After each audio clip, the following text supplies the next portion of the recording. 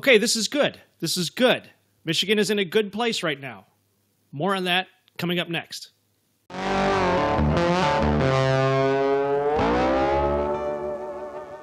Welcome to the Point a Minute Show on Michigan football at the Voice of College Football, where we average one outstanding point for every minute of video. My name is Cliff. His name is Mac. Let's get into it.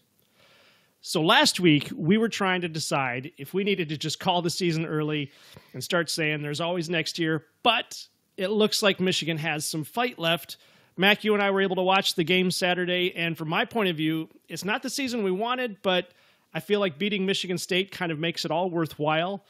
What did you see in that Michigan game that Michigan did against MSU that they haven't done against anyone else this season? Well, they didn't turn the ball over. Yeah. They didn't turn the ball over. There weren't any penalties. That's kind of, well, bizarre, frankly, that you can go an entire game without penalties. I mean, good on them, I guess. But I was mostly excited about the lack of turnovers. I understand Miles Hinton was back in the lineup on O-line. I think that really helped with Davis Warren getting better protection from his O-line, giving him a little bit more time to look downfield and go through his progressions. But I think that the real story here, the man of the match, if you will, is Davis Warren.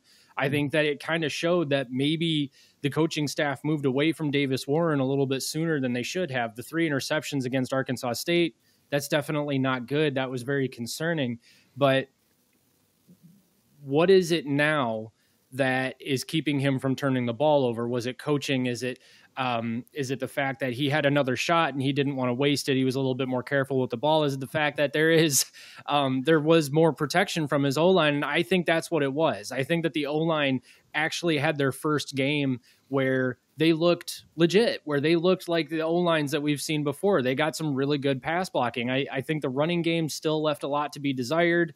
I was just looking up stats here real quick for Michigan. 265 total yards. Alex Orji was actually the leading rusher for Michigan, which I thought was really interesting, that it was neither Kalel Mullings or Donovan Edwards. It was actually Alex Orji. And that kind of speaks to something else with Michigan, is that they actually figured out a way to run their QB system. Mm-hmm.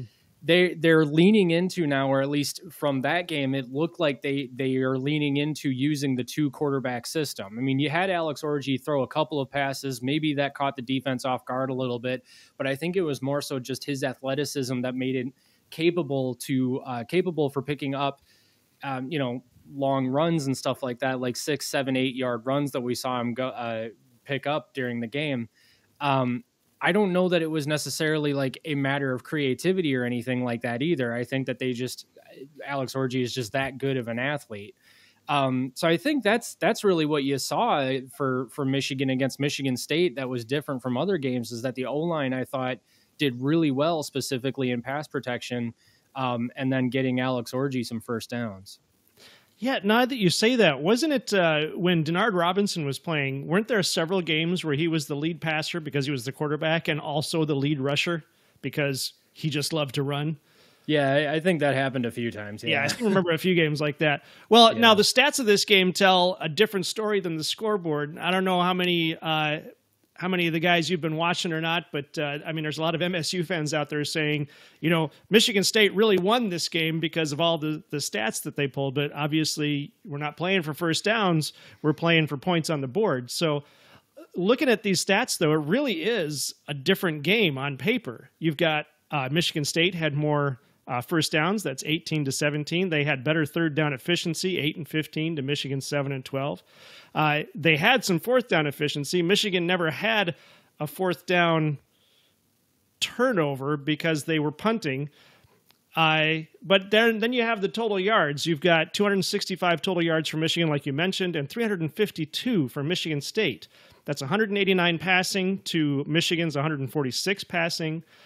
Michigan State's 163 rushing to Michigan's 119 rushing. And I believe, was it at the end of the first half or the end of the first quarter where Michigan had 1 yard rushing and Michigan State had 135? I think that was well into the second quarter. Is that well? Okay. Actually. Yeah, I think that was well into the second quarter. Yeah, I mean, by all of these stats, Michigan honestly probably should have been blown out. You would think so. I mean, look at the yards per pass, 8.2 to 7.3. I mean, yards per rush are about the same, although Michigan State had 42 attempts to Michigan's 31. Mm-hmm. But here's your penalties tell the difference. Like you said, Michigan had 0 penalties for 0 yards. Michigan State had 6 for 35 and 1 turnover. And that's, I mean, you think about it, like 1 turnover, like your team should be able to overcome that. And you think about the trajectory of Michigan State before this game, the trajectory of Michigan State and Michigan. And if Michigan State got a turnover, I'm still kind of thinking they should win this game. I mean, they looked really good against Iowa. They obviously came out of the bye week with a game plan. And I thought it suited them really well. I thought Aiden Childs looked really good. I thought Aiden Childs looked really good in this game too. Mm-hmm. But the fact that they were able to put up these kinds of stats and they still lost the game, it's kind of an enigma. And it really doesn't tell the whole story of the game, because I think that a lot of it had to do with Michigan figuring something out on the last drive of the second half, where they just, Davis Warren dink and dunked his way down the field. I mean, he was completing passes to Peyton O'Leary. I think Tyler Morris caught one. Colson Loveland obviously caught the touchdown. They missed the point after attempt, but then to immediately turn the ball over, cause a turnover, and get the ball in Spartan territory. And then Donovan Edwards broke off, I think, his biggest run of the game to get Michigan back into field goal range, and then for Michigan to go up at the half. That tells me the story of this game was all about defense. Michigan's defense is the reason this game ended the way it did, because you think about it, like these types of stats that Michigan State has, that game kind of reminds me of like a Michigan-Ohio State game, where Ohio State's got, 400 yards passing. That's an exaggeration. 300 yards passing, I guess, and 150 yards rushing. And Michigan's got, I know they put up a lot of rushing yards against Ohio State, but generally speaking, the stats don't necessarily look as good, and yet Michigan wins the game. Why is that? Because Michigan's defense is just better in these games. And they haven't been, for the most part, all season long up until this point. But I thought this was a game where Michigan truly dominated, for the most part, in the trenches, or at least won the trench warfare, if you will. But then the amount of times that Michigan State moved the ball just to stall out, or the goal line stand that Michigan had. I mean, Michigan State goes 75 yards, dinking and dunking their way down the field. I mean, Michigan couldn't stop anything. And then Michigan gets the stop at the goal line. I mean, that's huge. And that right there, I think, is the story of the game, is that, Michigan State was able to at least get into the red zone, but Michigan was the one that finished on defense, or the defense at least bowed up, which was just huge. That's what kept them in the game. Yeah, and I think, isn't this the first game this season Michigan has actually scored more points in the second half than the first half?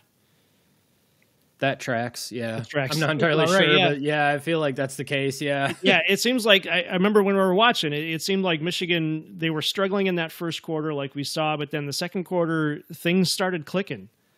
Mm-hmm. And there was a brief moment when they were up 24-10. So when Michigan State scored that touchdown in the fourth quarter, it was looking a little sketchy, but Michigan held on and held strong. So, But now let's look at some of the difference between, well, not the difference. What I wanted to look at was this chart from College Football Report, and it's an updated mock draft. Now we can put, a grain of salt on this, or you can really invest in this, but either way, this is what another third party is seeing. And they've got 5 guys from Michigan here: Will Johnson, Mason Graham, Kenneth Grant, Colston Loveland, Josiah Stewart, all as first-round draft picks.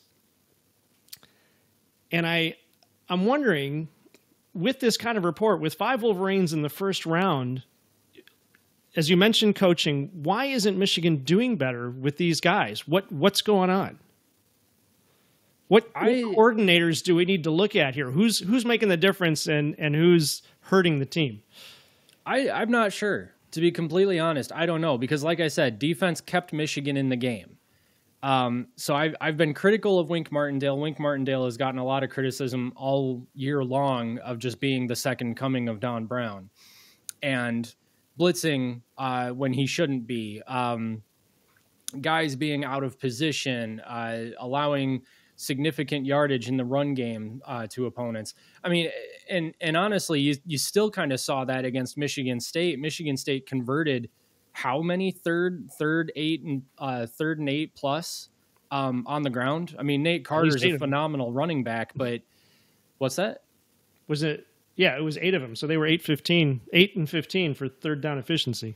Yeah, but not all of them were converted on the ground. But but still, my point is that they converted way too many times running the ball on 3rd and 8 or just 3rd and long. Mm-hmm. And that's unacceptable. I mean, you've got a chance to get off the field. They're obviously calling something very conservative, and it works for them. I mean, they're not even with a play call like that. They're honestly probably not even expecting it to work necessarily, but Nate Carter's obviously really good, and the defense was out of position. So, I said Michigan won the trenches in this game. Maybe I should take that back a little bit because those types of things did happen. But that's why you see those stats that, Michigan State had the ball for, what was it, almost 40 minutes or something like that. 37 minutes. Yeah, 37 minutes to Michigan's almost 23. Yeah, see, and that's the thing, is that Michigan is the one who normally has those types of stats. Mm-hmm. Michigan is the one that holds on to the ball for 30, almost 40 minutes. Michigan is the one that gets, multiple turnovers or multiple interceptions and then has an offense that holds on to the ball and puts up, 60 yards rushing pretty much every drive. I don't know what to think about the coordinators right now. A part of me still thinks that, Alex Orji and Davis Warren are not the quarterbacks that we really wanted them to be. I don't think Alex Orji has the arm that we were hoping he would have, and I don't think Davis Warren is maybe as mobile or as much of a running threat as like a J.J. McCarthy.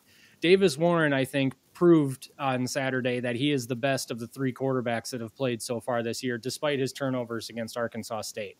So I go from wondering if there's a talent issue on the team to looking at something like this and saying, okay, well, they've got 5 first-round draft picks. I understand not everybody on the team is a first-round draft pick, but why is it that we've got these guys on the team and this team has 3 losses, one of which is to Washington, which just got destroyed by Indiana, and then one of which is to Illinois, which just got destroyed by Oregon. Maybe that one makes a little bit more sense. Yeah. But still, it's kind of confusing. So I want to give the coaches a little bit of credit and say, like, you obviously figured something out this game. Maybe you just didn't realize what you needed to do until you got to Michigan State, until you said, you know what, screw it. Let's just lean into this game plan with Davis Warren coming in and slinging the ball around. And then we'll have Alex Orji come in and run the ball around. And, if the defense keys in on that's what we're doing, so be it. We've got Miles Hinton back in the line. Let's just try and push him out of the way and see what happens. Alex Orji's a big guy. Maybe he'll run over a couple of guys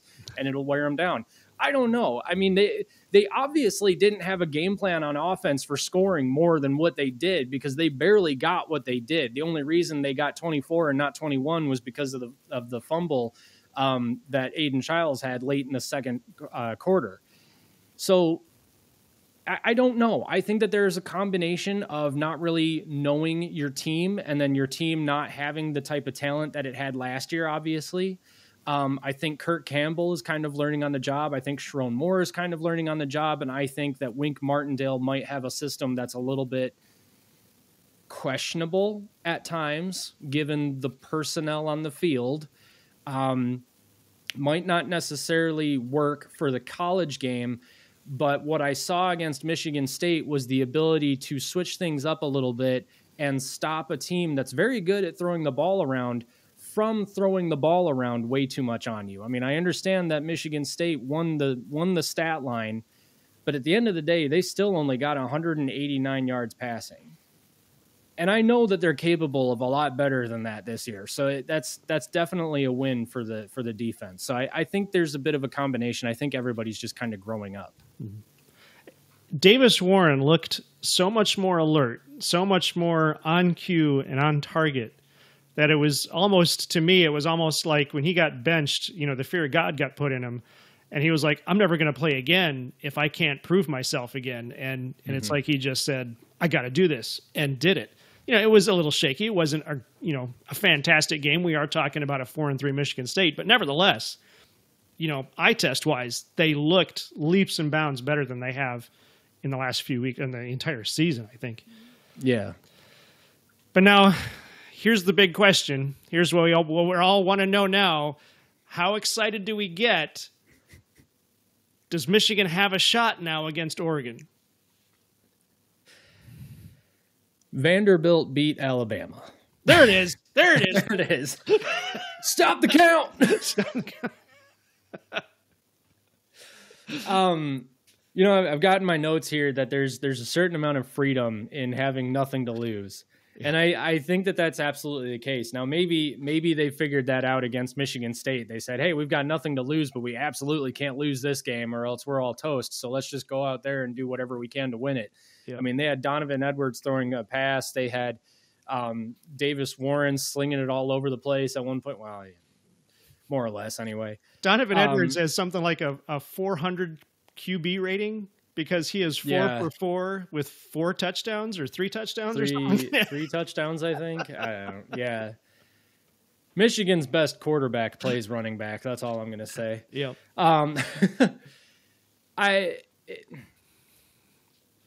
Michigan's got a shot against Oregon.